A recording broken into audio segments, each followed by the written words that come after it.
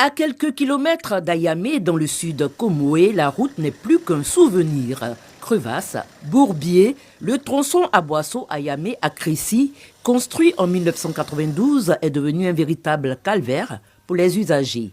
Mais ce jeudi 3 juillet, l'espoir renaît.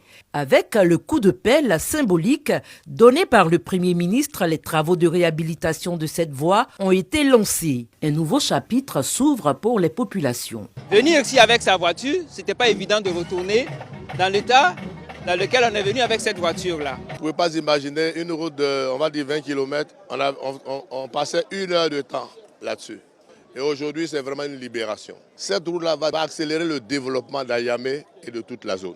D'un coût de 25 milliards à 700 millions de francs CFA, financé par l'État de Côte d'Ivoire, ce projet marque le début d'une transformation attendue de longue date. Les travaux qui seront réalisés concernent la réhabilitation en 2 fois 1 voie sur 32 km de routes existantes entre Aboissou et Crécy, ainsi que le bitumage de 10 km de voirie urbaine, dont 5 km à Aboissou, 3 km de voirie à Ayamé et 2 km dans d'autres localités traversées.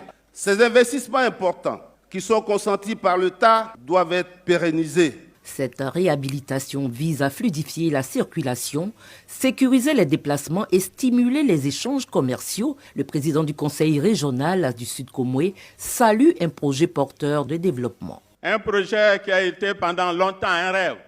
Le Sud Comoé vous prie, Excellence, Monsieur le Premier ministre, de bien vouloir transmettre à son Excellence, Monsieur Alassane Ouattara, son infinie gratitude pour tous ses bienfaits pour notre région.